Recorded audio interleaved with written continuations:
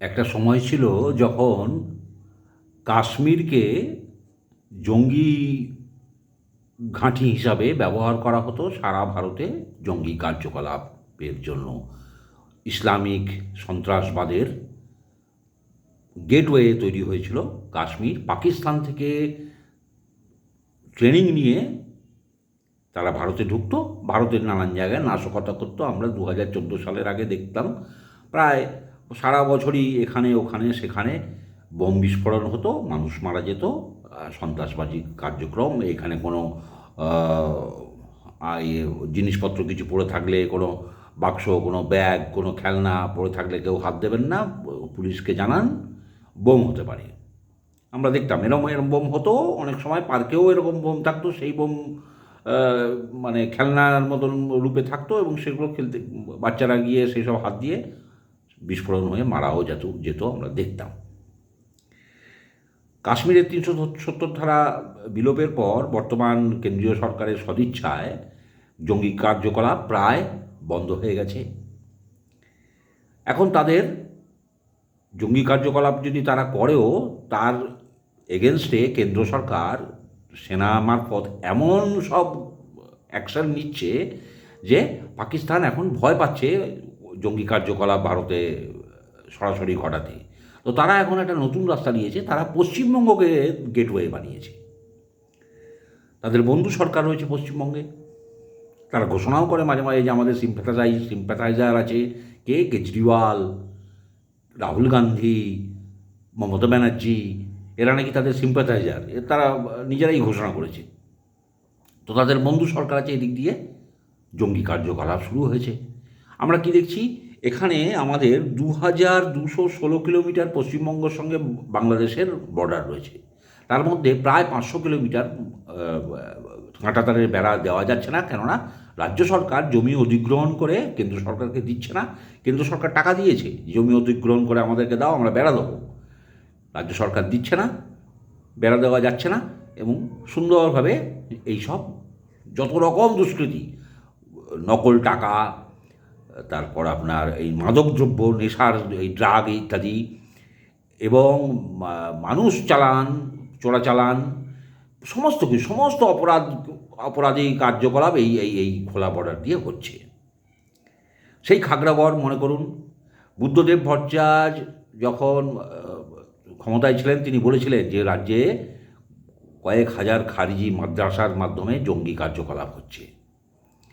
তার জন্য তাকে ভৎসনার মুখে পড়তে হয়েছিল তার নিজের দল থেকে। সেই খারিজি মাদ্রাসার ফসল আমরা এখন দেখছি। দেখুন, এই মালদা থেকে কি আশ্চর্য, দিল্লির পুলিশ এসে মালদা থেকে গ্রেপ্তার করে নিয়ে যাচ্ছে জঙ্গিদেরকে। দিল্লি থেকে পুলিশ আসছে আমাদের পশ্চিমবঙ্গে। আপনারা জানছেন সবই খবরে, সে নিয়ে আমি বিস্তারিত যাব না। একই সঙ্গে দেখুন, মধ্যপ্রদেশ থেকে পুলিশ এলো, এসে এখান থেকে 6 জন সন্দেহভাজনকে নিয়ে গেল, যারা আফগানিস্তানের বাসিন্দা। 6 জনকে এখান থেকে ট্রানজিট রিমান্ডে তারা গ্রেপ্তার করে নিয়ে গেল মধ্যপ্রদেশ থেকে। মালদাতে 2 জন ধরা পড়ল, তাদের মোবাইল ঘাঁটাঘাঁটি করে দেখা গেল শুধু তারা 2জনই নয়, আরও 6 জন যারা আত্মগোপন করে আছে। কোথায়? আরেকটা স্টেট, ভাইয়ের সরকার, সেটা হচ্ছে তামিলনাড়ু। সেখানে তারা ওই জামাকাপড় তৈরির কারখানায় শ্রমিক হিসাবে আত্মগোপন করে রয়েছে, ধরা হলো। তো এই আমাদের এখানে চলছে, এই যে 500 কিলোমিটার বর্ডার, এখানে কাঁটাতারের বেড়া দিলে কিছুটা তো আটকানো যায় আমাদের অবাধ গতিবিধি, সেটা করতে দিচ্ছে না। উপরন্তু বলা হচ্ছে যে বিএসএফ কী করছে, বিএসএফ কী করছে। আচ্ছা, বিএসএফ কী করছে? বিএসএফকে বর্ডার সীমান্ত এলাকায় ভিতরে 50 কিলোমিটার পর্যন্ত তাদেরকে অধিকার দেওয়া হলো কেন্দ্র সরকারের তরফ থেকে, যে এখানে ওরা দরকার হলে তথ্য তলাশ করতে পারবে। কেননা জঙ্গি ঢুকেই তো আর কোথাও চলে যেতে পারে না, তাকে ঢুকে এখানে একটা জায়গায় না তো আস্তানা গাঁথতে হয়। তো সেখানে বিএসএফের যদি ক্ষমতায় থাকে 50 কিলোমিটার পর্যন্ত তারা যদি তথ্য তলাশ করতে পারে, তারা চেস করতে পারে জঙ্গিদেরকে, যারা ঢুকে পড়েছে তাদেরকে চেস করতে পারে। কিন্তু রাজ্য সরকার বলে দিল না, না, ওসব করা যাবে না। এবং সেই নিয়ে তুলকালাম হয়েছে, আমরা দেখেছি। এখনও সেসবের কোনো দরকার নেই আলোচনা করার। আলোচ্য বিষয় যেটা হচ্ছে, তাহলে পশ্চিমবঙ্গ হয়ে গেল জঙ্গি অনুপ্রবেশের রাস্তা।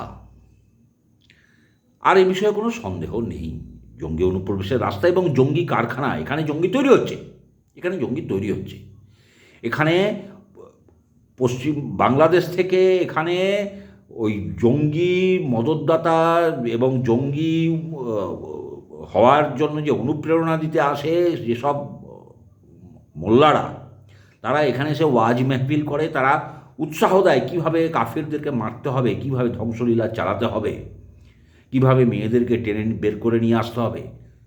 তারা তাদের ধর্মীয় গ্রন্থের দোহাই দিয়ে মানুষকে এইসব শেখায়। আর খারিজি মাদ্রাসা, যেখানে সম্পূর্ণ ইসলামিক শিক্ষা দেওয়া হয়, এবং ইসলামিক শিক্ষা মানে কি আপনারা নিজেরাও ভালো করে জানেন। তাহলে আমাদের পশ্চিমবঙ্গ হয়ে গেল জঙ্গি আসা যাওয়ার রাস্তা। কখনো রাজারহাটে ধরা পড়ছে, কখনো ভবানীপুরে ধরা পড়ছে, কখনো বেনিয়াটোলায় ধরা পড়ছে। একদল জঙ্গি 2015 সালে যে মামলাটা চলছিল, সেটার রায় হয়ে গেল।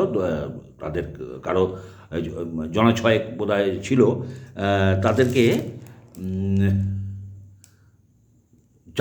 চারজন ছিল: মোহাম্মদ ইজাজ, আফসার আনসারি, মোহাম্মদ জাহাঙ্গীর, শেখ বাদল। এরা আমাদের বন্দর এলাকায় বন্দরের শ্রমিক হিসাবে আত্মগোপন করেছিল।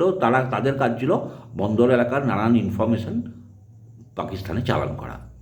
আর এই যে মালদায় যে ধরা পড়েছে উমর ফারুক, তার মা বলছে যে আমরা সব তৃণমূল, আমার ছেলেও তৃণমূল।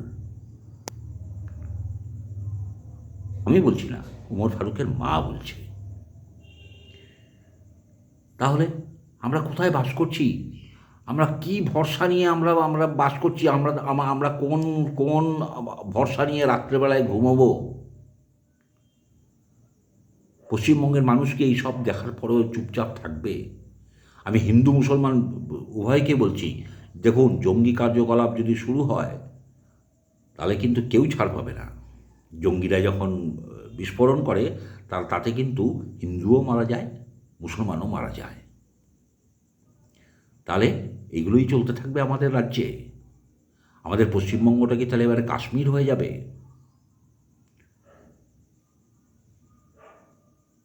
আমাদেরকে কি সমস্ত কিছু ছেড়ে ছুড়ে দিয়ে উদ্বাস্তু হয়ে বিহার, ঝাড়খণ্ড, আসাম, উড়িষ্যা এইসব রাজ্যে চলে যেতে হবে? নাকি আমরা সংঘবদ্ধ হয়ে আমাদের ভোটাধিকার প্রয়োগ করে এই সরকারটাকে, এই জঙ্গি মদতদাতা সরকারটাকে উৎখাত করব? ভেবে দেখবেন।